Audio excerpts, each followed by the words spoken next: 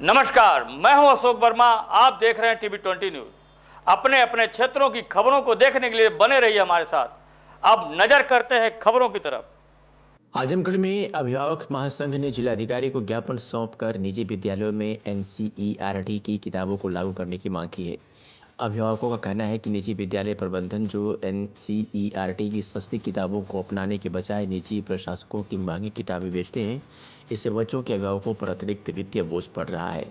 महासंघ के प्रदेश अध्यक्ष युधिष्ठिर दुबे ने बताया कि नए सत्र में विद्यालयों में नामांकन प्रक्रिया के दौरान अभिभावकों की शिकायतें सामने आई हैं, जिसमें उन्हें मनमाना पैसा वसूला जा रहा है। उन्होंने कहा कि एनसीईआरटी की किताबें कई सस्ती हैं, लेकिन निजी प्रकाशकों की किताबों से उनका मूल्य 5 से 7 गुना अधिक है, फिर भी विद्यालय इन्हें नहीं मानते। अभिभावक महासंघ ने जिलाधिकारी से तत्काल कार्रवाई की मांग की और कहा कि अगर आवश्यक हुआ तो वे सड़कों पर उतरकर धरना प्रदर्शन करेंगे। महासचिव गोविंद दुबे ने आरोप लगाया कि अब विद्यालय प्रबंधन छात्रों के खाद्य पदार्थों तक को अपने स्कूल से बेचने का दबाव बना सकते हैं। इस ज्ञापन सौंपने के दौरान कई अभिभावक और अन्य समाजसेवी भी उपस्थित थे, जिनमें अरुण चौरसिया, अनिल तिवारी, आलोक पाठक, ज्योति श्रीवास्तव सहित अन्य लोग शामिल थे। आज किस तरह का ज्ञापन आप लोग देने आए हैं अभिभावक महासंघ, बताइए। हर वर्ष की भांति इस बार अभिभावक महासंघ की लड़ाई पूरे प्रदेश के बच्चों के हित के लिए और अभिभावकों के हित के लिए लड़ाई लड़ता है। पुनः कई बार अभिभावकों की शिकायतें इस सत्र में भी आना शुरू हो गई कि किताबों से लेके ड्रेस से लेके ये लूट का बाजार फिर से गर्म हो गया, क्योंकि फिर से नया सत्र शुरू होने वाला है। कई विद्यालय जनपद में लगभग आधी से ज़्यादा फीस बढ़ा दी है। तो इन सब चीज़ों को लेके आज हम आजमगढ़ जनपद में जिलाधिकारी के समक्ष संगठन के लोग और आजमगढ़ जनपद के आम अभिभावक हम लोग एक साथ जिलाधिकारी को ये ज्ञापन देने के लिए आए हैं कि ये जो मुनाफाखोरी का बिजनेस इन लोगों ने शुरू किया है, जो कि हमारे संविधान में अनीति है। संविधान कहता है शिक्षा निःशुल्क है, तो निःशुल्क शिक्षा की बात ही खत्म। यहाँ तो शिक्षा टोटल व्यवसाय पे आधारित कर दी गई है निजी विद्यालयों द्वारा। सिर्फ अब मुझे लगता है बचा है आटा, चावल, गेहूं, अचार, नमक, तेल विद्यालय वालों को बेचना। और अब अगला कदम उनका यही होगा, क्योंकि जूते तक पहुंच चुके हैं, सर से टोपी से लेकर जूते तक पहुंच चुके हैं कि ये सब कुछ हमारे यहाँ से परचेज करना है। अब सिर्फ बच्चे के स्वास्थ्य का हवाला देके अब वो राशन और रोटी, चावल, दाल ये सब बेचने का काम करेंगे, क्योंकि हमारे विद्यालय की रोटी और चावल और अनाज खाएगा बच्चा तो आपका स्वस्थ होगा। व्यवसाय का लेवल विद्यालय वालों का ये आ चुका है। तो आज इसी के खिलाफ जिलाधिकारी को ज्ञापन देके प्रदेश सरकार तक ये सूचना देने का काम करने जा रहे हैं हम लोग। और अगर इस व्यवस्था पे अगर अमल नहीं होता है तो फिर आगे एक बड़े आंदोलन की तरफ हम लोग अग्रसर होंगे। अच्छा, जब एडमिशन का सत्र आता है तभी संगठन दिखाई देता है, उसके बाद पूरे साल गायब रहता है, क्या किस तरह से तो संगठन अपना काम करता रहता है, क्योंकि इस समय शिकायतें ज़्यादा आती हैं।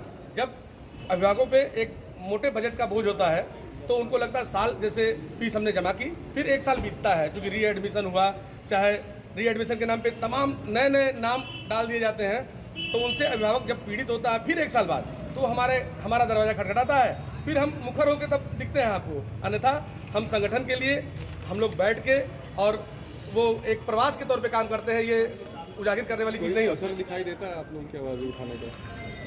क्या लगता है विद्यालय अगर ये किताबें अगर एनसीईआरटी की लागू हो जाती है सारे नहीं, कमोबेश लागू हुई है, लेकिन इसको 100% लागू करने से हमारे जनता पे, हमारे अभिभावकों पे एक बड़ा बोझ कम होगा, जो कि आज उनकी मोटी गाढ़ी कमाई का हिस्सा इन मनमाने तरह से इन लुटेरों के पास जा रहा है, उससे वो वंचित होंगे।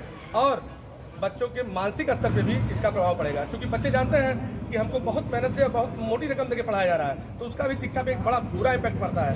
वहीं अगर एनसीईआरटी की बुक लागू होगी तो एक बहुत कम पैसे में हमारा बच्चा, आपका बच्चा, समाज का बच्चा, प्रदेश का बच्चा और भारतवर्ष का बच्चा पढ़ने में सफल होगा और आगे बढ़ेगा। अच्छा, अगर आप लोग मांगे नहीं पूरी होती हैं तो ये ओरिजिनल है। संगठन का अगला कदम क्या होगा अगर मांगे पूरी नहीं होती है?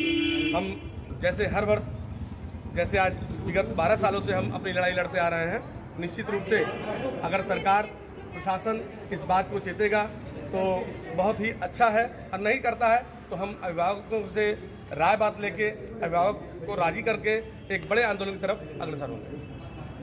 ठीक है, क्या है? ऐसा है, विगत कई वर्षों में पूरे प्रदेश क्या पूरे देश में प्राइवेट प्रकाशकों और प्राइवेट स्कूलों के प्रबंधकों के बीच के साठगांठ से एक मुनाफाखोरी का तंत्र विकसित हो गया है और अपना जनपद भी उससे अछूता नहीं है। बार बार हाई कोर्ट के आदेश, बार बार सुप्रीम कोर्ट के हस्तक्षेप, बार बार सरकारों के आदेश के बाद भी ये NCERT की किताबों से पढ़ाना नहीं चाहते। NCERT की किताबें निजी प्रकाशकों की किताबों से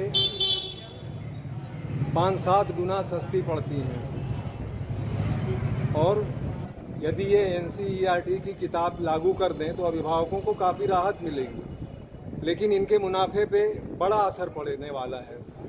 इसलिए ये तंत्र इस बात को हमेशा नकार देता है।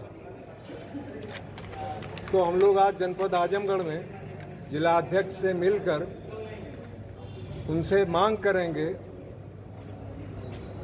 कि न्याय हित में, अभिभावकों के हित में, बच्चों के हित में प्रशासनिक हस्तक्षेप हो और NCERT की किताबों से ही शिक्षा दीक्षा दी जाए ताकि अभिभावकों को राहत मिले, क्योंकि NCERT की किताबें काफ़ी सस्ती हैं प्राइवेट प्रकाशकों की अपेक्षा। अभी कल हमने देखा जो बच्चे नर्सरी में नया एडमिशन ले रहे हैं वो अभी ABCD सीखने वाले हैं, क ख अ आ पढ़ने वाले हैं, उनके लिए किताबों का एक पैकेट है, पूरा पैकेज है जिसकी कीमत 3500 रुपये। और ये एक किसी निजी विद्यालय का हाल नहीं है, प्रदेश भर के निजी विद्यालयों का यही हाल है कि नर्सरी में भी 8 से 10 किताबें खरीदनी हैं ज़बरदस्ती। क्या कारण है कि अभिभावक महासंघ बार बार इन बातों को उठाता है, लेकिन ये नई शिक्षा नीति के बाद भी चीज़ें लागू नहीं हो पा रही हैं? राजनीतिक इच्छा शक्ति का अभाव है।